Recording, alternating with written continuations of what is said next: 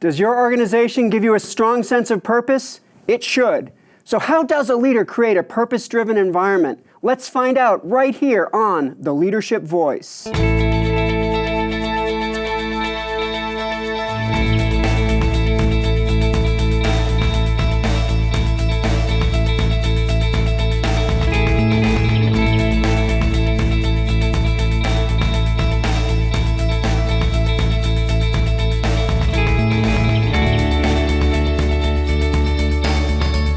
Welcome to The Leadership Voice. I'm your host, Jay Barbuto. This show features insights and advice around everything related to leadership and leadership development. Each episode features business and community leaders, faculty experts, a quote of the day, a leadership countdown, did you know, and a leadership advice segment. Tonight we have two accomplished guests joining us from organizations that are working hard to make a positive difference in the Orange County community. Today, we welcome Don Reese, CEO of the Wooden Floor, and Melissa Beck, CEO, Big Brothers, Big Sisters of Orange County. We also have with us Dr. Ryan Gottfredson with today's leadership lesson. We also have our quote of the day, a leadership countdown, some leadership advice, and lots more. But let's start things off today with the Leadership Voices quote of the day. When you're surrounded by people who share a passionate commitment around a common purpose, anything is possible. That was Howard Schultz, CEO of Starbucks. Our first guest has leveraged over 25 years of business and nonprofit management experience to be a life changer for low-income youth and help propel the Wooden Floor forward. Her unique blend of talent and experience, working in business, arts, education, and technology, adds to the mission-driven, business-minded focus of the Wooden Floor. She led the efforts to take the Wooden Floor's model national and signed their first licensed partner in Washington, D.C. in November of 2015. She was a recipient of the 2016 Center for Leadership Award for Excellence in Executive Leadership for Innovation and a 2015 Difference Makers Award winner for Small Nonprofit Person of the Year from the Santa Ana Chamber of Commerce. Please join me in welcoming a fantastic leader, a great person, Don Reese. Thanks, Jay. Don, thank you so much for coming on The Leadership Voice. We're so glad to have you. I'm very happy to be here with you, so thank you for the invitation. You know, Don, a lot of people that watch our show may not know about the Wooden Floor. Maybe we could take a moment and just tell our viewers what it is that the Wooden Floor does, and tell us a little bit about your company, your organization. Well, thank you. I think the Wooden Floor is a wonderful place, and I'm so excited to be here with you. We use the transformative power of dance that we combine with academic tutoring, college and career readiness, and family services over the journey of a student over 10 years. And our ultimate outcome today is to transform youth in low-income communities through the power of dance in order for them to access higher education. Since 2005, 100% of the students at the Wooden Floor have graduated high school on time and have immediately enrolled in higher education. Many of them today are becoming leaders of our community. They're business leaders, artists, educators, and lawyers. And so for us, we've been around since 1983. We were started in the basement of a church by a sister of St. Joseph of Orange. And over that time, she served the first 40 students, and the goal was using dance to help them have a better life for themselves and to use that power of that. And over time, we were able to combine all those other services in order to really make a powerful, really transformative difference in them and their parents' lives over that 10-year journey from third grade all the way through high school. That's incredible. How many youth are in the program at this time? Since 1983, we've served over 85,000 young people through two programs. One at our current campus, which is in Santa Ana. We serve 375 students year-round, and another 3,000 students a year through Dance-Free Weeks. That's really a powerful experience where we bring arts education into the schools, because today arts education has been cut dramatically from our schools, and for many of the students that might be the only arts that they have in their school year-round. That then feeds into our auditions day, which we just had 2 weeks ago. We have over 400 students today line up for only 80 spots. So we're turning away today, unfortunately, about 80% of the children that need us. And we're making plans in Santa Ana in 2017 to also serve another 100 students over that 10-year journey. So next year we'll have 475 students and their families at the Wooden Floor who are starting their 10-year journey with the Wooden Floor. That's an incredible track record, and it's so touching to hear about how the Wooden Floor is changing generations of families. Yes. Could you tell us about your role at the Wooden Floor, in the role that you play as CEO? Well, I have the privilege and honor to be working for such a wonderful organization with an incredible board of directors and staff. We're fulfilling a mission to really provide that hope and opportunity for our children to strive for a better life for themselves through excellence, our values around community, deciding on what they want to dream for a better life for themselves. And if they dream big, we make sure that they achieve it. And we do that in a couple different ways, is that we offer them over that 10-year journey from third grade all the way through high school, a really integrated approach using dance as the center of student transformation. In their dance classes, they'll take between 2 to 3 classes, up to 4 classes a week, performance opportunities throughout the year. Plus we have academic tutoring, college and career readiness services, as well as the family services. Because they're low income, many of them need that support system in order for them to achieve that kind of success over that 10-year journey. Wow, that's incredible. And so does the Wooden Floor, are they actively open for potential volunteers as well? Well, the Wooden Floor has with volunteers, we have select volunteer opportunities at the Wooden Floor tied to some of our events and other activities. Because we are a youth-based organization, we have really more of a sophisticated approach to tutoring. So we actually look at their report cards on an annual basis and give them a dedicated tutor. Many of them are college students from the local universities, such as Cal State Fullerton, Chapman, Cal State Long Beach, in order to work for the Wooden Floor, because we give them dedicated tutoring support. Yeah, hearing about the great things that the Wooden Floor is doing, it gives me a feeling of warmth that people do care. Could you talk about the role that purpose plays in the day-to-day life of the Wooden Floor? So I think also going back to your question too, as a CEO, is that, I believe that I lead with purpose in everything that I do in order to really move the organization forward. I think it's one of the highest honors you have as an executive of a nonprofit specifically. I think of any organization, frankly. The difference between a nonprofit and a business is really leading with mission because we're helping people. And I know there's many other corporations that have strong mission-centered focuses. But for us, when you're helping people move ahead in life, to overcome such dire obstacles that they're facing because they're low income, from food insecurity, homelessness, legal aid, things that they need in the community. If they did not have the Wooden Floor, helping them strive for something better than themselves, something deep-rooted in themselves, something that they want to achieve for themselves, we know that we can help them if they want to set those goals for themselves. That's terrific. There's so many things that the Wooden Floor is doing. There's so many things that you can be proud of as a leader of such a purpose-driven organization. What are you most proud of? I think for myself is that I've been at the Wooden Floor for 8 years, and it's only getting better every day that I'm at the Wooden Floor. I walk into the office and our campus, and I feel that it's the first day I started. I created an organization that had grown dramatically in that 25-year period. It had set an ambitious goal for itself to grow both locally and then now even nationally, which wasn't even part of the plan 8 years ago. But I really have helped bringing my business skill to the Wooden Floor with my passion and purpose in order to move young people forward together in order to be a real asset to the organization. I feel at that critical time when the board of directors and the staff set a really big vision for itself. And that was really, like I said earlier, to really transform the low-income communities. We believe communities is not, a global community. It could be your back door. How does a child really make a difference in their own family, their own neighborhood, their own community, and then externally out into the broader context of community?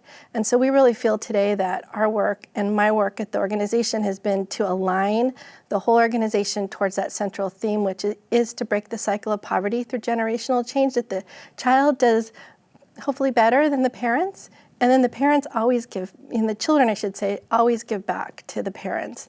And the families that we serve are so loving. It's not for the lack of love. It's from the lack of knowledge. They don't know how to help their children, just navigate a very difficult education system, how to set their sights on college and beyond. And for us, that's where we work together with the families. And that's where purpose really makes a difference, because today, if you're starting, wherever you start in the organization, you start immediately with where we are strategically, from a board member to a staff member. You immediately learn about our values, then our guiding principles, how we operate as an organization we created about 2 years ago. Then you learn about what are our priorities for the organization? How do you fit in to that organization? How are you going to make a difference? Where do you want to make a difference? And then lastly, we always make sure today that the student is connected with every staff member in the organization. A lot of times in nonprofits, there may be kind of two different businesses, I'd say, program and administration. And in today's world, you cannot do that, because we need to be one organization moving together in order to ensure that all of our students are really successful. And what happens is, the benefit to the organization is that all boats rise. Everything in the organization has been really growing at an outstanding pace. Our announcements to grow nationally, as well as a local growth. Our opportunity to meet new businesses, meet new individual supporters. We're privately funded, so people are hearing the work that we're doing in the community and are saying, oh my gosh, I want to be part of this. And then lastly, we've been recruiting a lot of new board members to the Wooden Floor. It's because people really want to make a difference and make sure that we can ensure that more students have the opportunity that we do here at the organization. Yeah, and hearing how the Wooden Floor has put together such a very focused purpose, and seeing how an organization that has that purpose-driven is able to achieve so many things, it really speaks to really the theme of our show today, which is leading with purpose. And so, Dawn, having you today on the show is such a great pleasure, and we want to thank you so much for coming on the show to join us and to share your insights and your wisdom around leadership, and specifically around leading with purpose. So, Dawn, I'd like to say thank you so much for joining us today. Thank you, Jay. It was a pleasure being with you. And now it's time for a featured segment of the Leadership Voice. It's today's Did You Know? A recent survey conducted by Deloitte reported that in companies described as purpose-driven, 73% of employees report that they are actively engaged, compared to companies that are not described as purpose-driven, where only 23% of employees report that they are actively engaged. This means that if you can create a purpose-driven environment at work, you will exponentially improve employee engagement. Well, it's now that time of the show when we present the Leadership Voice's Leadership Countdown. Every episode of the Leadership Voice provides you, our viewers, with a leadership countdown that closely relates to the theme of that show. Today's show is about purpose-driven organizations. So today's Leadership Countdown comes to you from livingorgs.com. The Leadership Voice brings you the 5 steps to developing a purpose-driven organization. Number 1.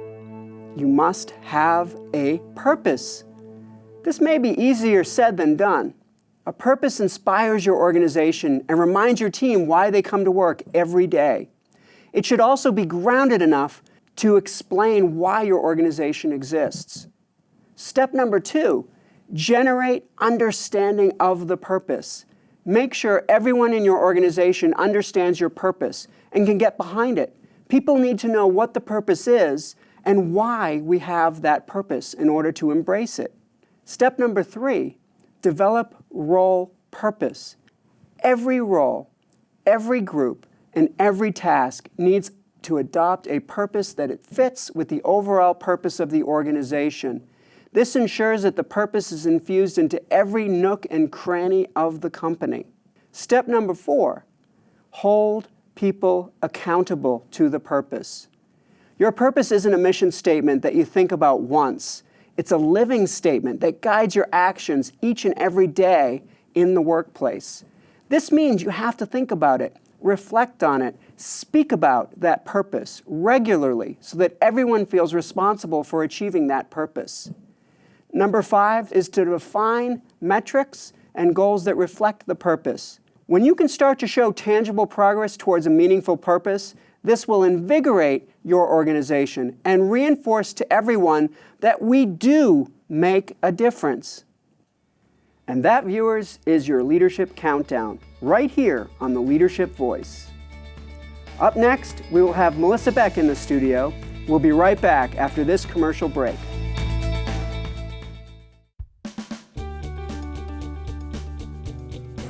Well, we found here at Honda Center and the Anaheim Ducks that the Center for Leadership brings expertise in doing research, in doing training. The faculty that has come and given the training to our employees does all the research themselves. They're not pulling this information off the shelf. They're out there researching themselves, talking from firsthand experience, and it brings such a level of competency that we, again, don't find from other trainers that are on the market. Well, simply put, is what really differentiates and distinguishes Fullerton and the Center for Leadership really is your expertise. You guys are able to create customized content for our business based on true research. The faculty from Cal State Fullerton, obviously they're professors of their field. They have deep knowledge and research, but also, aside from the theory, they really bring in some practical examples, and they bring in a lot of interactive activities. The Bringing Learning to Work initiative is our way of meeting the needs of Orange County businesses and communities. When our clients ask the Center for Leadership to come to bring learning to work, the clients know that they're getting cutting-edge information, the latest thinking in the field, but they're also getting world-class training. Welcome back to The Leadership Voice. Our second guest is currently the Chief Executive Officer with Big Brothers Big Sisters, overseeing Orange County and the Inland Empire. During her time with Big Brothers Big Sisters, Melissa Beck launched a workplace mentoring program that partnered the agency with some of the most premier corporations in the country, led their expansion into San Bernardino and Riverside counties, and in her first year received the Gold Standard Award as one of the top performing agencies in the country, and was nominated for both Agency and Board of Directors of the Year. In 2015, her organization won the Center for Leadership's annual Leadership Award for Excellence in Leadership Development. She is a tireless advocate for children facing adversity, believing that all children should have the opportunity to succeed in life and reach their full potential. It is with great pleasure that we at the Leadership Voice welcome Melissa Beck. Melissa, thank you so much for coming on the show. We're so glad to have you. Absolutely, my pleasure. Our guests, our viewers are going to really enjoy hearing about what you're doing at Big Brothers Big Sisters. Perhaps you could tell us a little bit about, most people know about Big Brothers Big Sisters because most of us have heard of that organization, but could you tell us about what the role of the CEO is? Sure, and for those that don't know, Big Brothers Big Sisters has been around for over a century, and we are a mentorship organization. So we pair children in our community who are lacking positive role model and facing significant challenges with an adult in our community who's willing to volunteer their time and give back to youth in this way. And it's incredibly impactful. My role as CEO, and I often characterize myself, instead of as the Chief Executive Officer, as the Chief Empowerment Officer for our agency. Of course. Because I truly believe that while I'm charged with maintaining the financial stability of the agency, the integrity of our program, keeping our kids safe, and growing, really our competitive advantage as an organization is the development of our team and the leadership of all of our directors and managers and senior team players who work tirelessly every day to make sure every aspect of our program is exceptional. And I spend at least 50% of my time every day on the leadership of my team. Oh, that's terrific. Could you tell us a little bit more about the impact that your programming has on children and also on your team members? Yeah, so we are very lucky as team members. You know, they say first, do something you love. And that's why everyone works at our organization, because of the impact and because of the kids we serve. So for the kids in our program, the majority of them, over half, have been exposed to violence and abuse at home. A third have had a parent in jail. 60% their parents didn't graduate high school. And so there are not a lot of options as far as future in their own minds when they come in. And so through our program and through the mentorship of a caring adult, 99% of our kids graduate high school on time, 89% enroll in college and give back to their community and are successful contributing members of our society. That's our goal, is for every child in our program to be self-sufficient, have a living wage job, and be a contributing member of our community. That's terrific. And I think a lot of people, when they learn about Big Brothers Big Sisters, they get excited about all the great things that are being achieved there, and learning about your role and how you view yourself in that organization. I think it inspires a lot of us just to hear about that. I want to shift us thinking just a little bit towards thinking about leadership and purpose, which is really the theme of our show.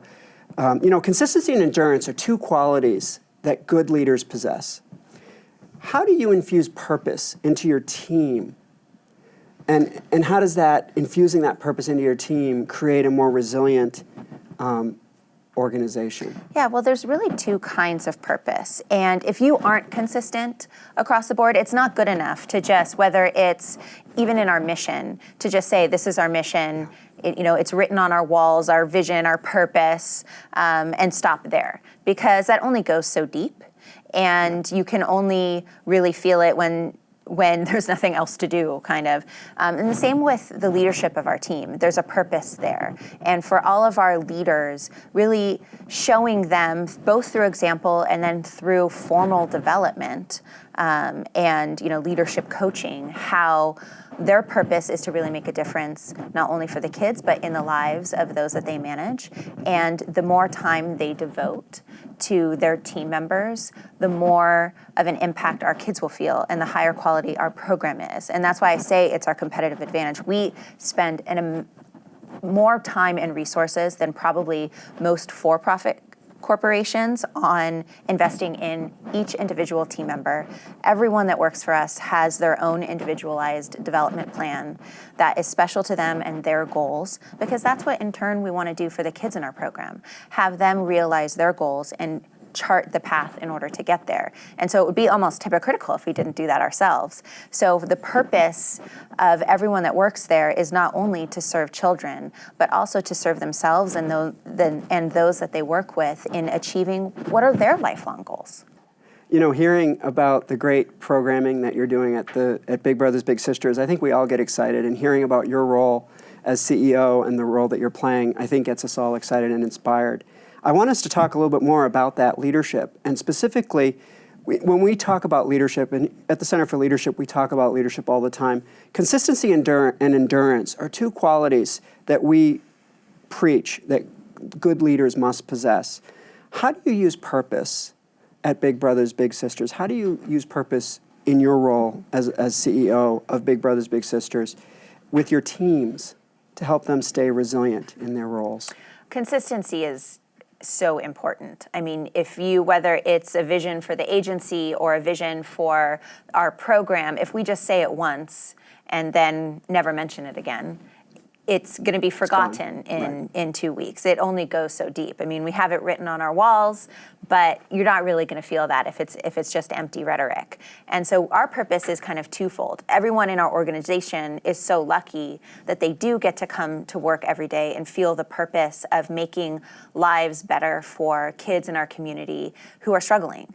And that is something that we don't take for granted, and it's something that we talk about a lot within the organization, just how fortunate we are that every day we get to come to work and make lives better. Not everyone gets that opportunity. No. But then second, what is their purpose within their own career and the careers of those around them?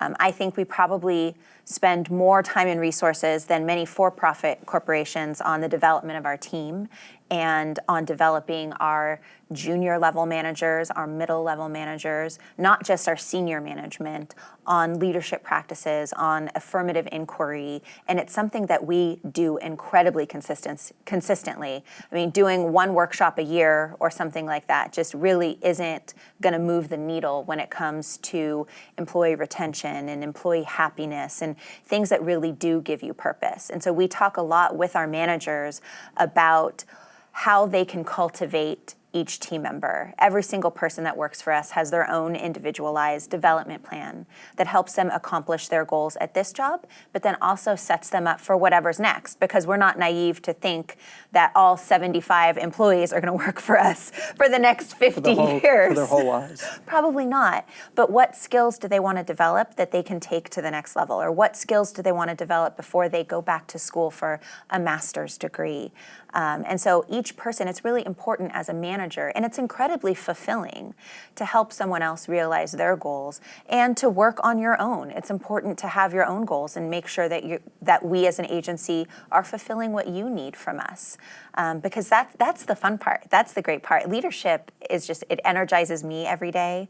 But it really is an every single day conversation with team members within our organization. You know, hearing how you take purpose and use it as a leader in your organization for your team members, and that you're just as dedicated to your team members as you encourage your team members to be towards the littles.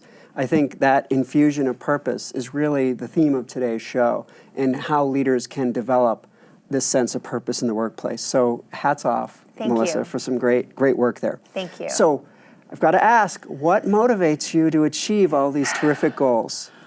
You know, I think that I am an intrinsically motivated person, probably, you know, type A++ from 2 years old. Yeah. I think my family, and I have three boys. They're 9, 7, and 5, and having them speak about how proud they are of their mom. I actually just spoke to my middle son's first grade class this morning about purpose and about giving back to your community. And the fact that they know that there are people in this world who, one, are lacking some of the opportunities that they enjoy and that they're so lucky to have, but then also that there are people whose role and who dedicate themselves to righting some of those wrongs and to moving the needle and changing the demographic of our community. You know, I would be incredibly proud if one of my kids grew up to aspire to, you know, change the world. That would be amazing. No, that is amazing, and it's terrific that even just in your story that we hear that you're giving back to the community, you're out there and making a difference, not just in your organization and not just with the littles, but really being engaged with the whole community. I think that's terrific. Thank you. Now, as you think about Big Brothers Big Sisters, you've been there for how many years 4. now? You've been there for 4 years, 4 very, very impactful years. Yes, I mean, you've accomplished some great things in such a short period of time. We talked about some of the accolades that your organization has received while you've been there, and that's got to be rewarding. Now, as you think about Big Brothers Big Sisters, what are you most proud of so far? It's a tough one, yeah, and it is a so far. There's definitely still more to do. Just the strength of our agency, the fact that we're not going anywhere. When I did come in, we were struggling a little bit. We maybe weren't, as an organization, living up to our full potential, which is, of course, our mission for every child that we serve. So kind of coming in and really through leadership and really through investing in our team, taking our program not only from good to great, but to exceptional. And the service and the quality that we give to our families and to our volunteers has just increased astronomically. And that has really led us to accomplish all of our goals, whether it's, you know, we've increased fundraising 100%. We're serving 1,000 more kids than we served just 3 years ago. We'll serve another additional 1,000 in the next 3.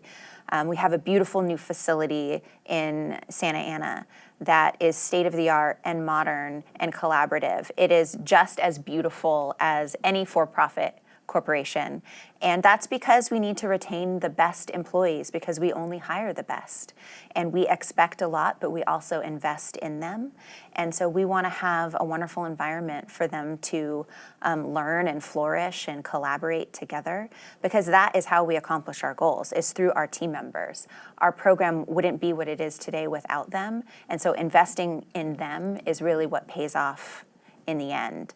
So that's probably what I'm most proud of, is the team that we've developed. Everything from our entry-level social work position to our chief development officer and the highest executive member within our team. Every single person is so fantastic and is hand-selected for that position, and hopefully is with us for many years to come. I think you've got lots of things to be proud of, and just from the leadership voice, I can say that we're proud of the great work that you're doing and the way that you're infusing purpose into Big Brothers Big Sisters, and infusing purpose and the desire and the need for purpose into the Orange County community. So, Melissa, I'd like to thank you so much for being on the show today. Of course. It's been such a pleasure to have you here. So it's time for a new segment on our show called Leading by Example. In this segment, we at the Leadership Voice will recognize organizations that are already doing great things consistent with the theme of that episode. Today, our theme is Leading with Purpose. So today in the Leadership Voices Leading by Example, we recognize those companies that are truly leading with purpose. This comes from Game Changers 500, with the top 50 for-benefit companies in the world.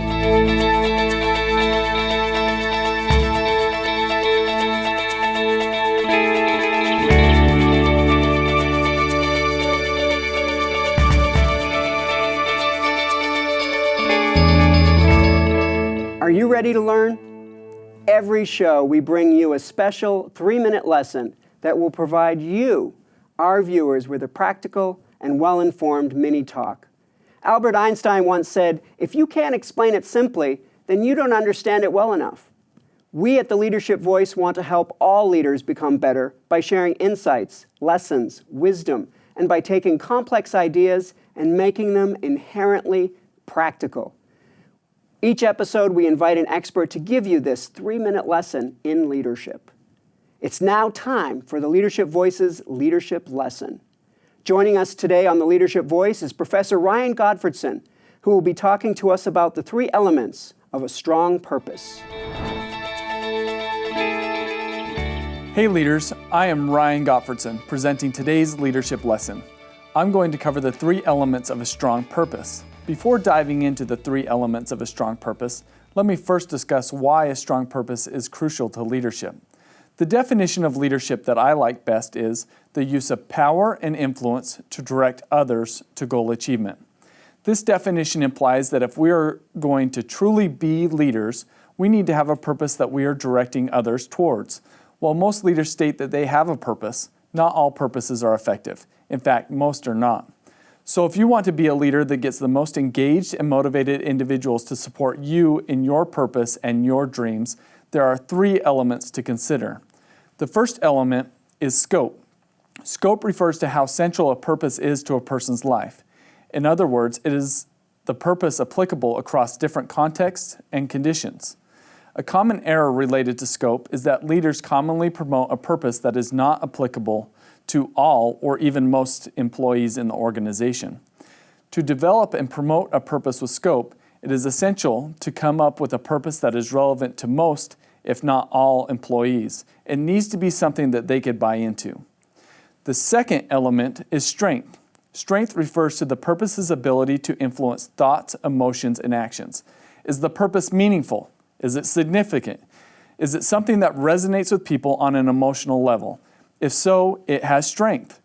A common error leaders make related to strength of purpose is that they commonly develop purposes that lack a connection and focus on the customers and/or stakeholders of the organization. A lack of connection and focus on the customer limits how significant and meaningful the purpose will resonate with followers. To ensure that your organization's purpose has strength, you must connect it to your customers and key stakeholders. You need to provide a why that employees can get behind. The third element is awareness. Awareness refers to the extent to which followers are aware of the purpose and can articulate that purpose. A common error leaders make related to awareness is that they make the purpose too complex to remember and articulate, and/or they fail to spread awareness of their purpose. To ensure that your organization's purpose has awareness, you must make it simple enough for people to remember and articulate. Also, you must devote adequate resources to promoting it. It is easy to say something is your purpose. If your employees are going to give their blood, sweat, and tears for it, they must know that you're willing to give your blood, sweat, and tears for it. In all, if you want to get engaged and committed followers into your boat and direct them to goal achievement, it is essential that they have a purpose that is central to their lives, elicits emotions and actions, and is communicated clearly such that followers can articulate it. Now, I challenge you to become a better leader by developing a purpose with scope, strength, and awareness. I am Ryan Gottfredson, and this has been today's leadership lesson. Thank you, Professor Gottfredson, for your insights into the 3 elements of a strong purpose. Are you feeling curious about leadership? Every show, we will take questions from you, our viewers, and we'll answer any leadership-related questions you have. To send us a question, you can email us at leadershipvoice@fullerton.edu, or you can tweet us at CSUF_leadership. Today we have 3 questions. Our first question comes from Mark in Lake Forest, California. He asks, can a truly great leader thrive in any circumstance? Historically, it was believed that good leaders can thrive in any organization. This was the common view from 1890 to 1935. But this perspective is outdated and no longer true. Aristotle, the famous Greek philosopher, argued that leadership must evolve, and as the demands of situations change, so should those assuming the leadership roles. Today, various industries present unique leadership challenges that require different leadership talents. This means that great leadership has a context, and a great leader in one situation may not necessarily be a great leader in a different situation. Our next question comes from Stephanie in Fullerton, California. She asks, if ever faced with a situation where other team members or leaders around you did not hold true to the same core values as you, what advice would you give to overcome it? When we work in an organization, we have a variety of people, and these colleagues bring with them a variety of potentially different values. While many people will have different core values than us, what really matters is the company values. So it is more important for us to focus on whether an individual's values are in conflict with the company's core values than our own, as this can create a substantive dissonance and may reveal a fundamental incompatibility between an employee and an organization that needs to be addressed. Our third question comes from Tina in Claremont, California. Tina asks, as a leader, how do you deal with a subordinate that is clearly very intelligent and capable, but is too self-involved to be a team player and feels that you are simply hindering their growth? That's a great question. You know, an employee that puts themselves first at every turn is really not looking out for the best interests of a company. If you have a selfish employee who only seems to think about themselves, this means that you have not given this person a strong sense of purpose, or perhaps this person derives little to no purpose in the work that they perform. My advice is to continuously talk about the vision and purpose of the company. When the timing is right, you can share that while their own personal best interests are always on our minds, this company is here to accomplish certain things, and everyone's contribution towards that goal is all that really matters. It was former President John F. Kennedy that said, ask not what your country can do for you, but rather ask what you can do for your country. And in this sense, get someone to shift their focus and start thinking about how they can contribute to the company. Leaders must articulate an appealing vision and give workers a sense of purpose that transcends beyond their own self-interests. This has been the Leadership Voices Q&A. If you have a question or need advice, having a challenge at work, or need some insights, send us your questions right here to the Leadership Voice by email, leadershipvoice@fullerton.edu, or Twitter at CSUF_leadership. This wraps up our show today. Thank you especially to our guests, Don Reese, CEO of the Wooden Floor, and Melissa Beck, CEO, Big Brothers, Big Sisters of Orange County. And of course, our special faculty leadership lesson delivered by Dr. Ryan Gottfredson. Join us each episode of The Leadership Voice, as we will have 2 more executive guests, plus another special leadership lesson, another leadership countdown, and lots more worth tuning in to see. I'm Jay Barbuto, and we'll see you next time right here on The Leadership Voice.